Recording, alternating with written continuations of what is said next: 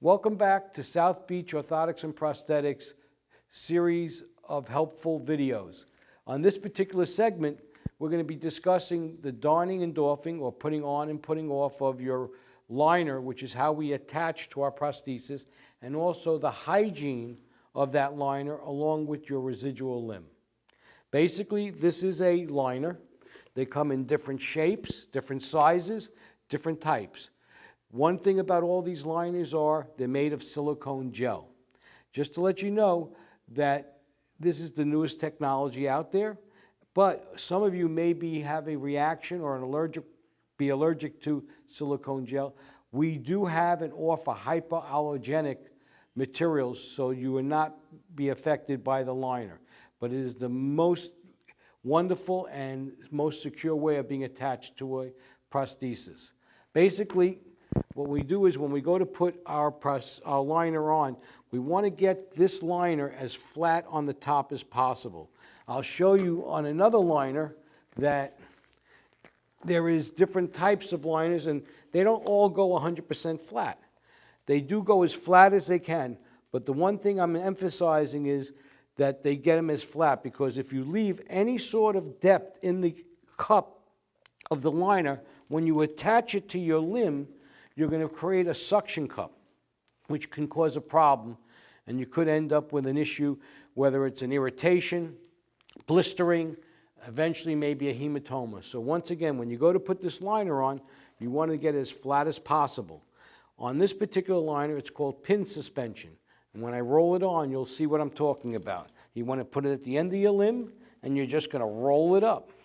As it rolls up, it's going to adhere to your skin. This is not coming off. This particular style is called pin. There's several other styles. There's called suction, where basically instead of having a pin at the end of the liner, it has a ring around it so that as it enters your socket, it makes a seal. And then that, just like when you take a straw, put it into a cup of water, grab the top of the straw, lift it out, the water remains in the straw. When you lift your finger up, now the water releases. Same concept with the suction style suspension.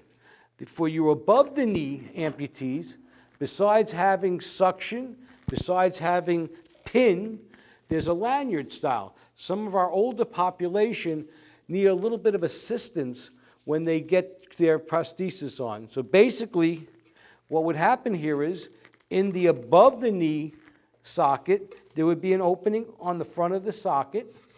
You would put the lanyard through, at which point you would pull the lanyard, and it would bring you into the socket.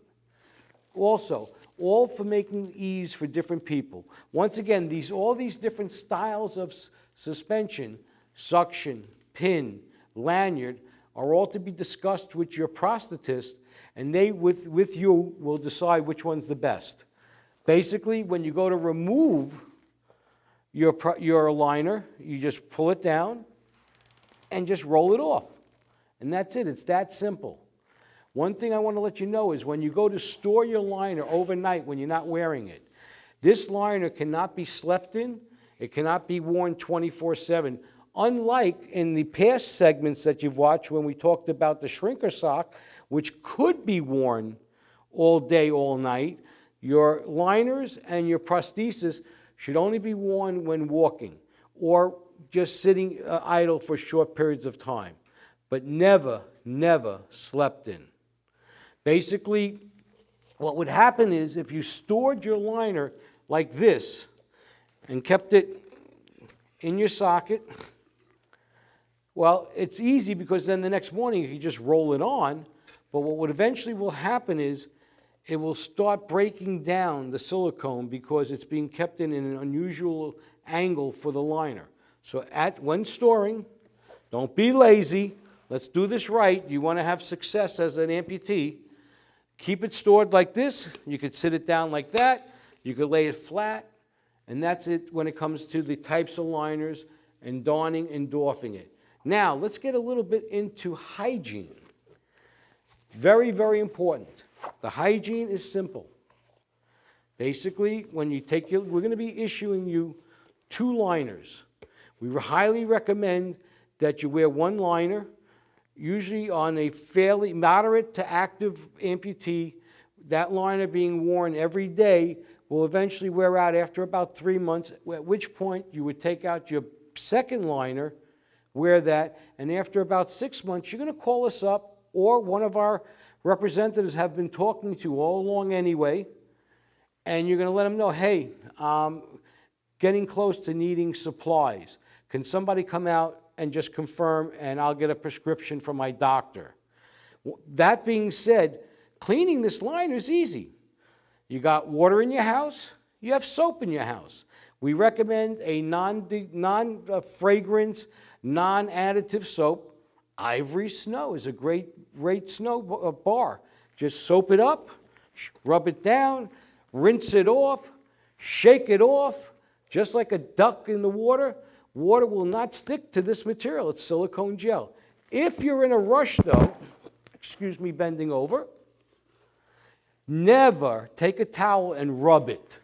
You'll destroy your liner. You can pat it gently to absorb some of the residual water, or if you're a little patient, it will dry in the next minute or so. So give yourself some time.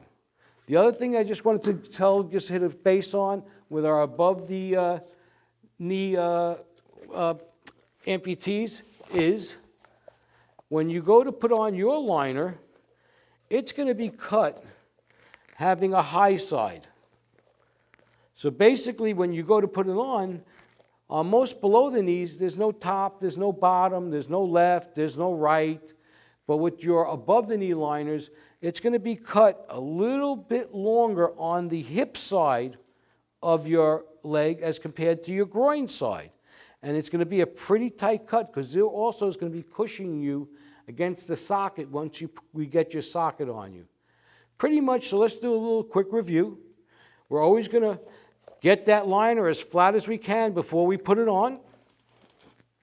We're always going to invert it for storage at night so we don't get too short of a life after them. They're very expensive. And those insurance companies, God bless them, they don't like to pay for these if they don't have to. So let's get as much life, the proper amount of life out of it we can.